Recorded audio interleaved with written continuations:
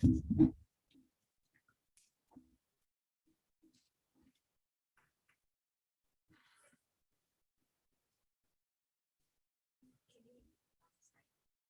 I repeat the last ayat? Yes. So here we are again. وَوَهَبْنَا لَهُ مِنْ رَحْمَتِنَا أَخَاهُ هَارُونَ نَبِيًّا. It's basically coming in with the same pattern where, remember, Maryam intabadat. Maryam left her family to do it, to do that ibadah, and left the people to do that ibadah. Ibrahim left his people, and then he said, وَأَعْتَزِلُكُمْ, left his people. Musa left his people. Zechariah, he was also, he was isolating himself from his people. And that's the thing, isolating himself or themselves from the patterns that they live based on. The pattern, when the pattern is not La ilaha illallah, you don't belong with these people. If their center of life is not La ilaha illallah, is not based on Allah subhanahu wa ta'ala, you don't need these people. Don't surround yourself with them, because they will absorb you and they will take you away from that center, and you will find yourself farther and farther away from the center and lost. Any place that you go, if you don't have a destination to go to, you're going to find yourself wandering around in so many different directions because you don't have a place to go to.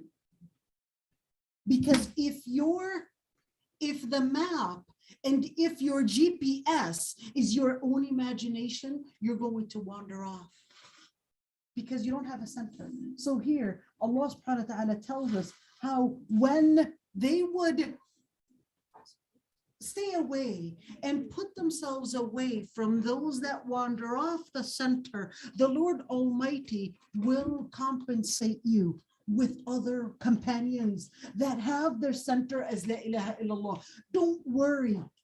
You just live with the legacy of La ilaha illallah, and Allah subhanahu wa ta'ala will bring you people from His mercy. He will bring you people that will accompany you with La ilaha illallah. Don't lose your deen and don't lose your center in search for companions. If they're not living based on La ilaha illallah, you don't need them in your life. You don't need them in your life. Remember, all these prophets lived with the same pattern where they had to leave and totally get those people out of their center. So then, another story, وَاذْكُرْ فِي الْكِتَابِ إِسْمَاعِيلَ, and remind them and tell them about the story. And in the book, Ismail is basically the son of Prophet Ibrahim. But wait a minute, why did Allah subhanahu wa ta'ala not mention Prophet Ismail when he talked about Prophet Ishaq and Yaqub? Wasn't Prophet Ismail also the son of Prophet Ibrahim? Why didn't he put him in this category? Because the Lord Almighty wanted to mention a different type of an indication about Prophet Ismail. So what does he say? إِنَّهُ كَانَ صَادِقَ الْوَعْدِ. He also lived on the legacy of who? On the legacy of his own father. Of who? Prophet Ibrahim. And lived on the same legacy, even though, according to the Quran and according to the Sunnah, and even according to the Old Testament, Prophet Ismail did not live with his father. Prophet Ismail was actually ordered, and this is not only in the Quran and in the Sunnah, Prophet Ibrahim was ordered to leave Prophet Ibrahim was ordered to leave Prophet Ismail in the land of Becca. And according to the Quran, according to the Sunnah, and according to the Old Testament in Genesis, he was ordered, and even in Genesis, it mentions the name Becca, which is actually Mecca. Mecca was named Becca and Mecca. He was ordered to leave him there, and according to Genesis in the Old Testament, he was actually ordered to leave him there because he was planning for Ismail and his descendants to be a great nation. And this great nation was later going to carry on the message, because Prophet Ibrahim had actually made the dua that Allah subhanahu wa ta'ala would actually make after leaving his son Ibrahim Ismail and Hajar, his wife, there. Then he starts making the dua, Ya Allah, I actually left my wife and my son من ذريتي بواد غير ذي زرع, in a valley that has no food and water and has no shelter, no mean of survival whatsoever. So, oh Lord Almighty, let some people have the heart to be with them. Let some people find the way in order to be with them. Again, he wanted company. Look at that. It's part of our nature that we seek company. So he wanted company for his son and his wife that he had left in Mecca, but he didn't want any type of company. So he said, أَفْئِدَةً مِنَ النَّاسِ تَهْوِي إِلَيْهِمْ رَبِّي, and then he makes the dua. Let them be the ones. Let them be from the people. مُقِيمَ الصَّلَاةِ. Let them be from the ones that live up to the prayer, that always perform their salah. So Allah subhanahu wa ta'ala answers the dua, not only in Prophet Ibrahim alayhi salam, but even his son. Remember what Prophet Ibrahim's dua was, that he wanted people to accompany his son. So Allah subhanahu wa ta'ala says, وَاذْكُرْ فِي الْكِتَابِ إِسْمَعِيلَ. And as for Ismail, let's talk about Ismail for a bit. إِنَّهُ كَانَ صَادِقَ الْوَعْدِ. He was a man that was always honest and up to his promise. He was honest and he always fulfilled his promise. He was a man of ethics. He was a man of legacy. He lived even though he was far away from his father, but the Lord Almighty disciplined him to live based on the legacy of his father, the legacy of the ethics of the Lord Almighty, to be honest, to be truthful, to live up to the principle of the Lord Almighty. And he too was a Rasulan, Nabiya. Remember the triangle that we drew earlier. He was a Rasulan Nabiya. He was a man that was on the top of that triangle. He was a prophet. He was a messenger. And وَكَانَ يَأْمُرُ أَهْلَهُ بِالصَّلَاةِ. Remember, you need a companion? Well, Prophet Ismail's companion was in his own family. To make his own family a companion that the Lord Almighty had talked about when he talked about Ibrahim, وَهَبْنَا لَهُ إِسْحَاقَ, and Yaqub, and Musa was given Harun, right? Musa was given Harun as a companion. And here Allah subhanahu wa ta'ala says, well, as for Ismail, his company was something else. His company, he was ordering his family. The word ahlahu can mean family, to mean wife, and can also mean his own children. He was ordering his children, his wife, to always be considerate of salah. In other words, it's not only that you necessarily need to get somebody pious coming to you, but you can create pious people by you yourself making them be pious, by you yourself investing in them to be the pious groups. And that's why وَكَانَ يَأْمُرُ أَهْلَهُ بِالصَّلَاةِ. So he was investing in his own children and in his own family to be the legacy, to be the people of legacy, by first starting with ordering them to be considerate with their salah. Why salah the most important thing?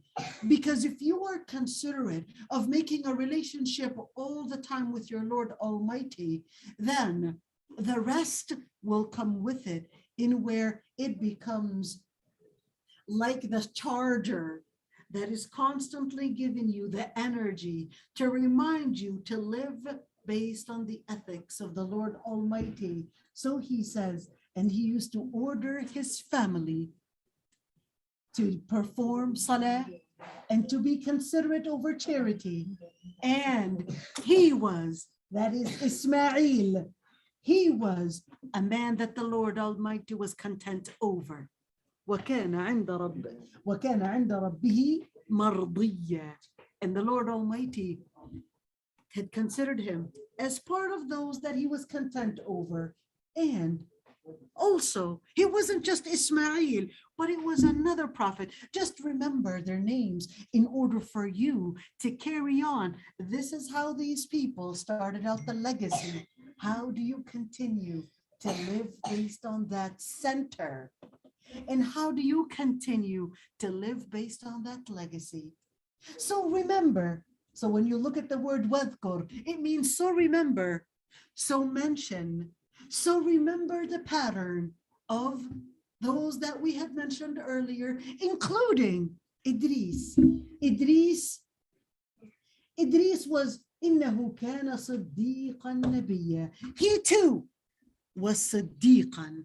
He too was a man that was a saint, a man that lived based on the principle, a man that lived based on the legacy of the Lord Almighty, based on the center of the Lord Almighty. He was a Siddiq, just like we mentioned with Prophet Ibrahim. He was Siddiq, and he mentioned Siddiq in order to say he wasn't just a Sadiq, he wasn't just a man of honesty, he wasn't just truthful, but he was a man that lived up to the details of the definition of what it means to be truthful, what it means to be honest, what it means to be a man of principle. That's what a Siddiq is. He too was a prophet. He too was a man on the top of that list, on the top of the triangle. He was a messenger and a prophet. So here, وَرَفَعْنَاهُ مَكَانًا عَلِيًّا. Let's draw the triangle again. رَفَعْنَاهُ مَكَانًا عَلِيًّا. Remember the triangle. He wasn't just put on the top, but he was risen to the highest of the levels. Now, some scholars actually said that رَفَعْنَاهُ means literally, that he was literally raised. And other scholars said that he was not literally raised, but he was metaphorically raised to the highest levels of the people. And this is in order to help us see that triangle again, that in order to get to the highest level, you have to live based on the highest principles. In order to be on the highest level, you become on the highest level by carrying out the highest principles. And that's why he said, وَرَفَعْنَاهُ مَكَانًا عَلِيًّا. Now, but then it continues. Well, what happened? This is how the story began. How did the story continue? So the story continues by Allah subhanahu wa ta'ala saying, أُولَٰئِكَ. Still hearing We're still here. Want me to end right here? That's all right. I'm just going to do this ayah and then we'll end. So, أولئك الذين أنعم الله عليهم. How does the story continue? How does the story continue? So he says, أولئك الذين أنعم الله عليهم. Those are the people that were blessed. What does that mean? That the best blessing that you can get is not the blessing of wealth. It's not the blessing of materialistic things. The best blessing you can get is the blessing when you live up to the principle. I tried to turn it off. Okay, you tried, okay. So is the blessing when you live up to the levels and the legacy and the mission and the center that the prophets carried out. And this is really important to mention, because usually people, they would consider somebody of a higher class, lower class, based on income, based on degree, based on so many different things, tribalism, based on ethnicity and what type of nation you come from, etc. But the Lord Almighty redefined what it means to be in a makanan aliyah, what it means to be in a higher place, in a higher position. And that is not based on what people's definition of what it means to be high, but it's actually based on the person and what legacy they carry in life. So the Lord Almighty says, أولئك الذين أنعم الله عليهم. Those are the people that were truly blessed, the ones that were really blessed. Blessed with what? They were blessed from the prophets and the messengers, and they were blessed to carry on the principle, and they were too min dhurriyyati Adam. They were actually from the descendants of Adam, and from those that were carried on within the ark of Noah, and from the descendants of Ibrahim and Israel. Who's Israel? That's Prophet Yaqub. Remember when we say the children of Israel, it means the children of Prophet Jacob. It means the children of Prophet Jacob, Yaqub. So here, what Israel, like from the descendants of Ibrahim and Yaqub, and those that the Lord Almighty had guided and chosen. Look at this, you guys. And wajtabaina means they were chosen. What does that mean? Let's write here. Yes, we know about the prophets, but let's see right here. So أولئك الذين أنعم الله عليهم. Those are the ones that were blessed from those that were, yes, the prophets and the messengers, and those that the Lord Almighty had guided and chosen. Got it? And they were just guided, but they were even chosen. In other words, to be chosen, to be blessed, is to be guided. Right? To be chosen and to be blessed is to be guided. That's the biggest blessing that you can get. The biggest blessing that you can get is to actually be guided. What do they do? What makes them stand out from all the different nations, from all the different people? How do they do things? Why are they different? What's so important about them? All the different things that were mentioned. What else is different? And he said, إِذَا تُتْلَى عَلَيْهِمْ آيَاتُ الرَّحْمَنِ. When the verses of the Most Merciful are recited, خَرُّوا سُجَّدًا.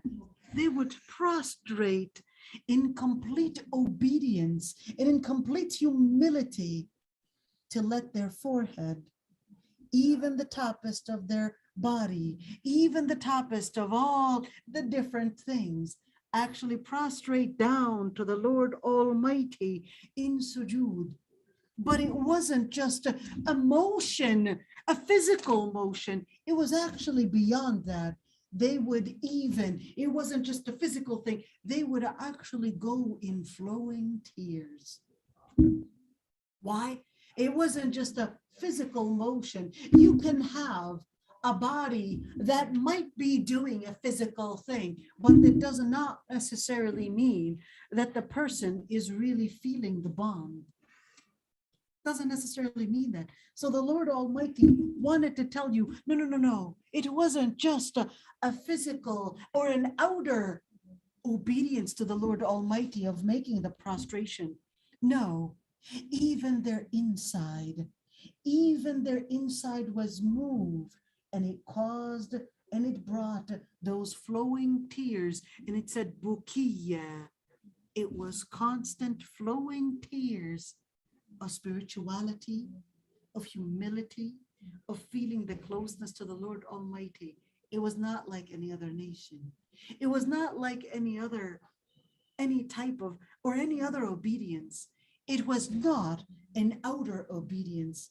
It was an obedience that involved the heart, that involved the spirit, that involved the core of what they actually carried on the inside. Their inside and their outside is all in pattern, in the same pattern, flowing with the center. La ilaha illallah. End of today's class, inshallah. We'll see you all next week, inshallah. And I'd be happy to answer any questions. If there, go ahead. What's your question? Food? Food. That was my son's question. Where's the food? That's all that matters. Where's the food? We've got banana. There we go. Yeah, my son has a Somali gene somehow. You gotta have a banana next to it. He just loves bananas. So we'll continue next week. Nobody has any questions? Go ahead, my dear. Raise your voice though. Okay. Can you go up like to the first page in Prophet Zechariah story? The Prophet Zechariah story? Yeah, sure. Let's see. We're really going up, huh? Yeah. Okay, Prophet Zechariah story. That's on the first page. Yep, got it. Okay, and then there it speaks about the dua he made. The dua that he made? And Okay, then, also in Surah Imran, it speaks about his dua. right. They are not like the exact same wording. Uh-huh. And I was just like wondering, like I noticed that with this one, and also like when it speaks about Prophet Adam's story. Mhm. So I was just wondering, like like So what's the Quran, that's a very good question. So the Quran may mention the story in different angles, and sometimes even different wordings to give you the details. Like, for example, I might say, what's your name? What was that? Tia. So Tia, I might say, Tia asked a question about Prophet Zechariah. Did I say the story right? She asked a question about Prophet Zechariah. I might at another time reiterate the question or reiterate the story and actually say she asked a question about the dua that Prophet Zechariah made. Does the first way that I mentioned the story contradict the second? It doesn't contradict it, but that one was more specific. I could also say, Tia asked a question and I didn't really specify what question that was. So sometimes you can specify and it doesn't contradict. So there's no contradiction in the Quran, but sometimes it might go in more details to what the question was. And when you actually, even the wording, even the quote, sometimes it can be asked several times, or sometimes it can be mentioned in different ways. So you would have one ayah that wanted to emphasize on one side, one segment of it, depending on the theme that was needed within that story. From that story, like what do I need from this segment? So I might need to say, well, we have sisters that want to know about prophet stories. So I will say, I had Tia actually ask about Prophet Zechariah. But another time, I might actually say, women have stories about, women have questions about Islam. And I would say, Tia asked a question. So here I'm trying to, you understand what I'm saying? So now I could use you as an example, even though you barely took a minute to speak, right? But I could use, based on just a small event, different angles based on the theme that I want to carry in with that story. Got it? All right. Any other questions? Yeah, Go ahead, Brady. I'm trying to find about that. My question is, if you working somewhere like there's no Muslim, but you trying your best and always and that's the work Subhanahu wa ta'ala choose for you. What can you do? I didn't understand the question. Like I work, I'm on all Christian, whatsoever they call that. Okay. And I'm the only Muslim there. So here's the thing. Yes, it is definitely a hardship when you're the only Muslim to actually be around there. But you can look at it from a different angle. Even the prophets, not always were they necessarily accompanied by all Muslims. Prophet Nuh alayhi salam, for 950 years, he was actually making da'wah, and only 11 people were there to accompany him. Yes, eventually he also needed to leave the group, just like the rest of the story. All right. But for 950 years, he was doing his da'wah. And that's the same thing. You do your da'wah. Maybe you're put in that location, in that position to do your piece of da'wah. So don't rush in leaving the people, in leaving the area, like Prophet Yunus, where he rushed to leave the people, but then the Lord Almighty basically wanted to tell him, no, you can't just leave like that. So not because you couldn't handle leaving the people, it doesn't mean, okay, I'm leaving. Because Prophet Yunus alayhi salam wanted to do that. He wanted to just leave. And he just wanted to give up early. But the Lord Almighty, no, you can't do that.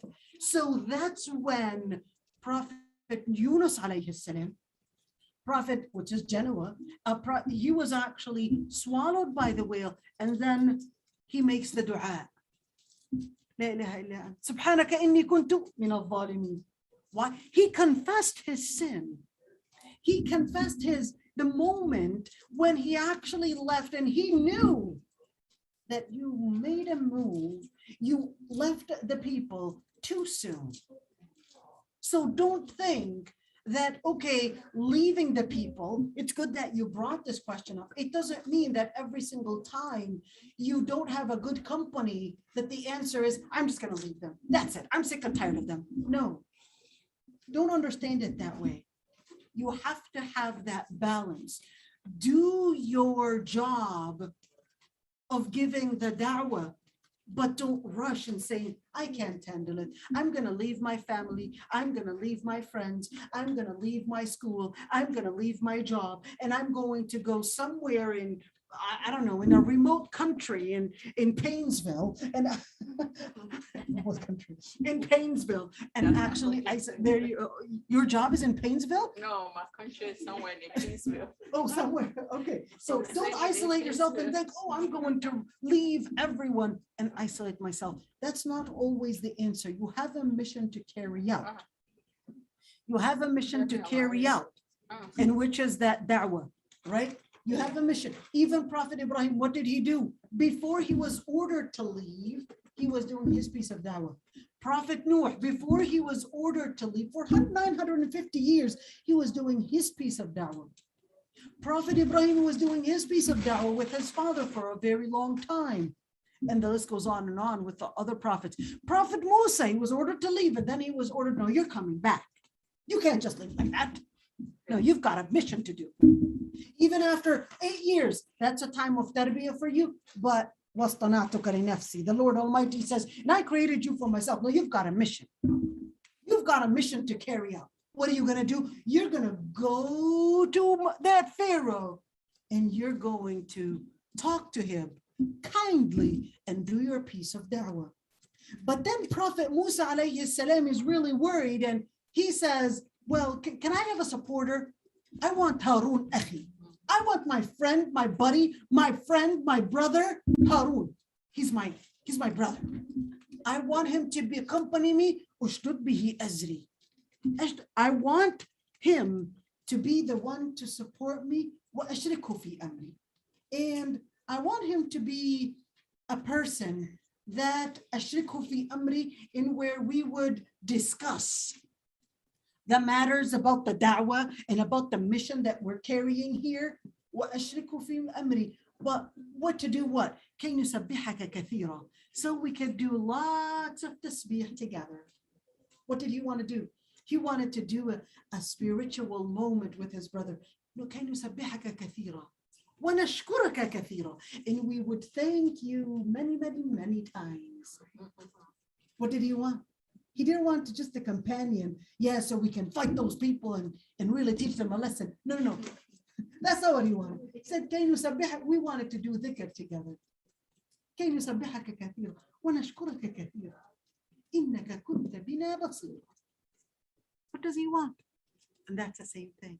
In where when you want to look for a companion, you want to look for a friend, look for a friend that is reminding you of salah, that is reminding you of the principle of the Lord Almighty, that is reminding you of the dhikr, that is reminding you to memorize Quran, that is reminding you to be good to your parents, that is reminding you to be good to the people, that is reminding you to give donations, that is reminding you to live not based on your desires and entertainment, but is reminding you, hey, you gotta go up high, because those people will grab you low. There are two different types of gravities. There's the center of the Lord Almighty, and there's another gravity that will swoosh you out of another gravity. Both of them are gravities. They're both gravities. Even our desires and our inclinations, they too have a different type of a gravity.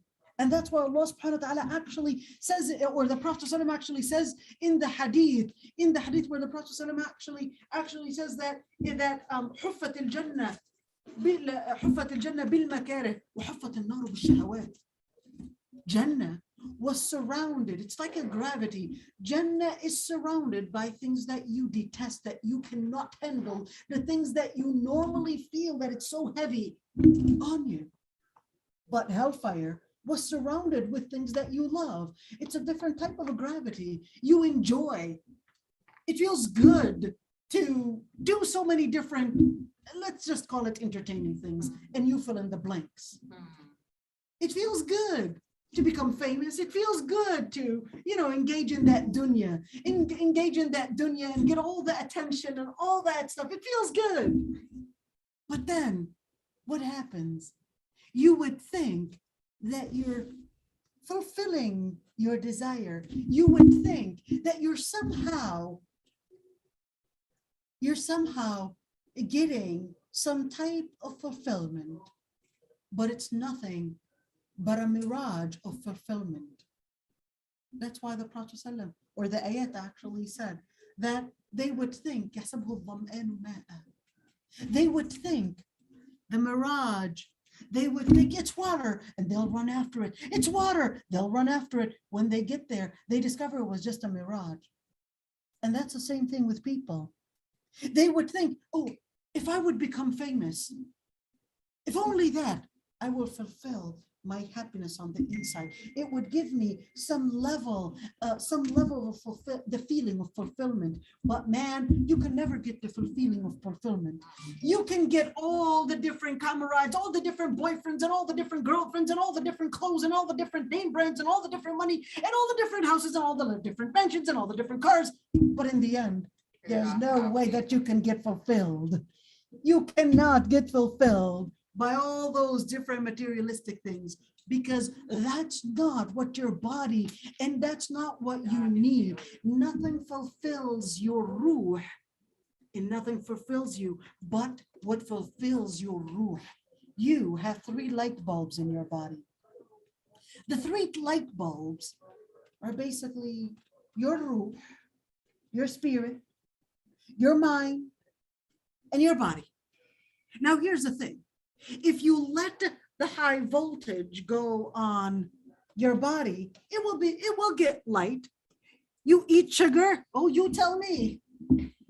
You will really get some light in there. Yep, nothing like sugar. You ask me, man, do I love food? You will get some entertaining feeling, pleasure in eating. You will get it. But then what happens? It's a sugar rush, and then you'll start feeling down, right?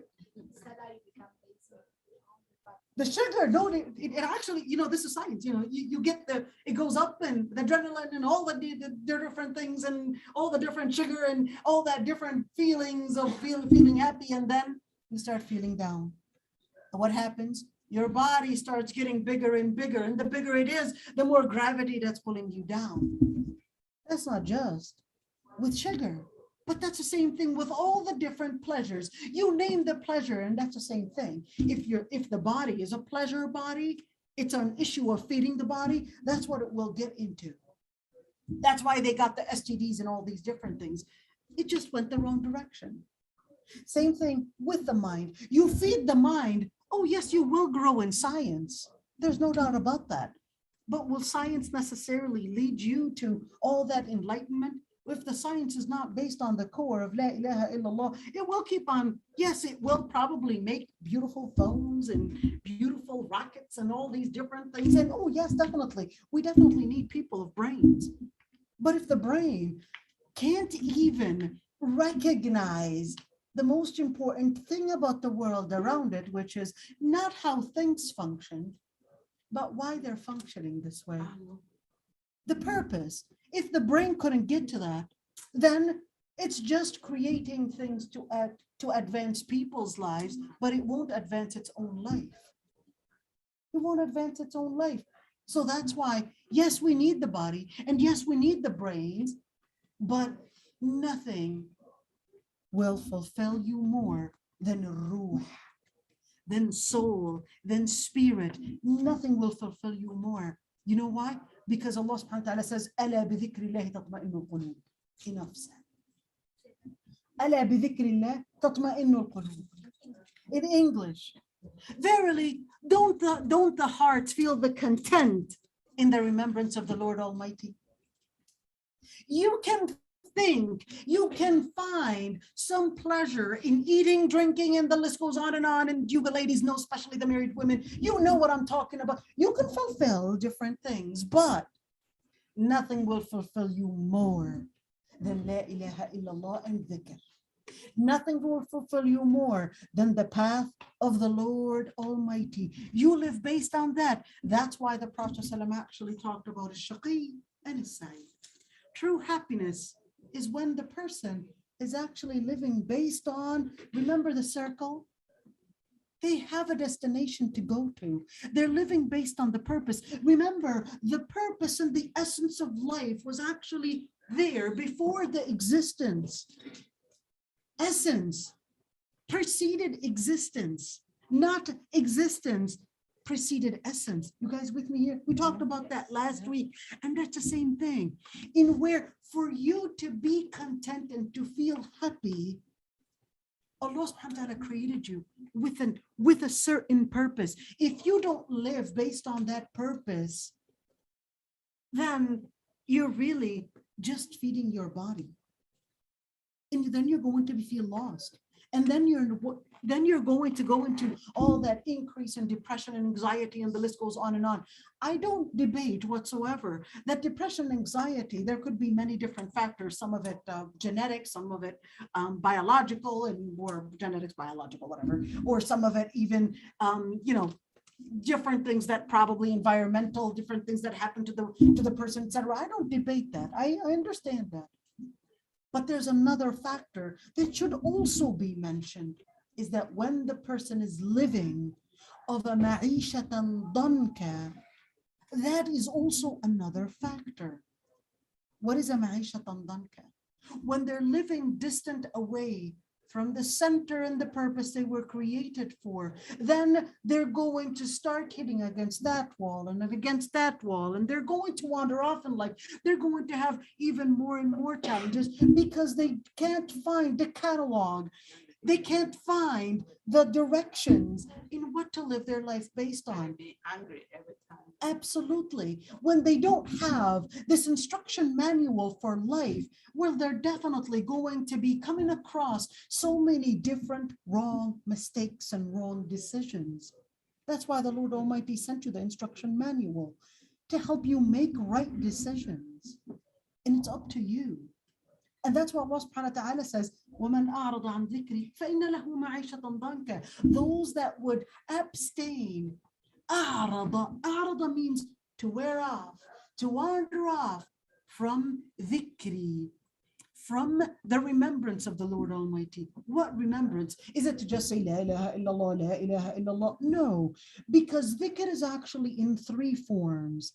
There's the oral dhikr, there's the behavioral dhikr, and there's the visual dhikr.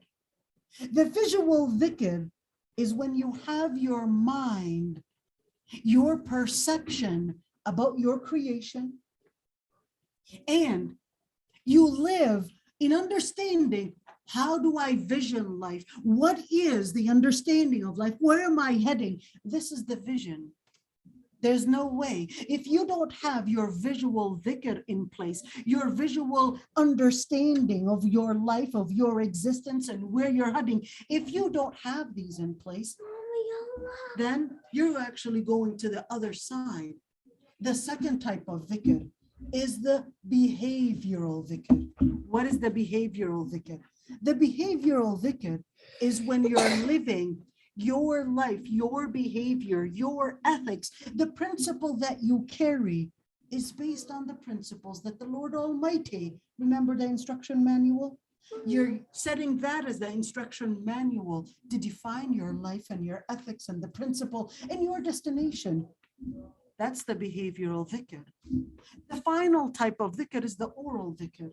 The oral dhikr. It's not enough to live based on a principle, but you yourself, there's a certain dhikr, there's a certain piece of us as human beings, communication.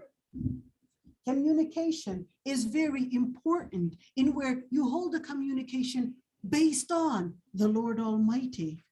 The communication as human beings, we have a communication in where our mind is speaking, our tongue is speaking, and our actions are not speaking or speaking louder than words. The oral dhikr is that oral piece of it in where you're holding a conversation with your Lord Almighty. You're remembering the Lord Almighty in salah, in dhikr, in tasbih, etc. And of course, in remembering the legacy and learning it. And that's the oral piece of dhikr. The oral piece of dhikr involves the hearing, the audio dhikr, because what you say is normally a vibration of what you hear. Comes here, goes out. Your ear vibrates. Remember how the ear, middle ear, and all those different sides of the ear, how it vibrates. Your words, when you get out, what makes those words come out? It's basically the vocal cords, bing, bing, bing, bing, starting to move. Simple.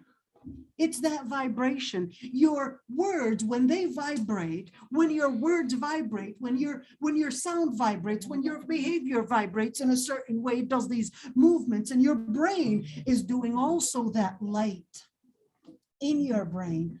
That's all going to be that vibration to bring. All that is bringing the vibration of what actually makes a heart feel that content, feel that pleasure. It's by the name of Allah subhanahu wa ta'ala. And that's why Allah subhanahu, you want to stay away from that center, then you're going to be living a life of danka, a life of hardship. And on Judgment Day, they will be resurrected blind, and they will say, why was I resurrected blind when I was already able to see before? So the Lord Almighty says, well, you had forgotten and you had turned your eyes blind away from my words, and now you are blinded because you blinded yourself away from the dhikr, from the different dhikrs that we mentioned, visual, oral, and behavioral dhikr. All that is actually a piece in order for us to remember the center. Today's lesson was all about what center do you live your life based on? And remember, just a piece of chemistry. Remember the atoms? In this world, there's the atom, the electrons and the protons and the neutrons circulating around, and that makes the nucleus. But then that's not only the atom, but you grow even up out in the space, it's the same exact pattern. Well, the pattern is also the same when you go around the Kaaba. It's telling you, follow the same pattern that the Lord Almighty had told you to follow, even in your obedience, in rotation around the Kaaba. It goes along with the same pattern from the neutron, the proton, and the electron to the magnificent solar system. Follow the same system. Your Lord Almighty is your center. That should be your gravity, and move along within that direction. How do I know what direction? You've got the instruction manual. Use your mind to learn how to apply the word of the Lord Almighty. Jazakumullah khairan, everyone. I took more than what I was supposed to. All right. Assalamu alaikum wa rahmatullahi wa barakatuh. Allah yarda anik ya Rabbi. Oh, look, this, I've got some. That's, oh, that's, all right. Assalamu alaikum, everyone. And Jazakumullah.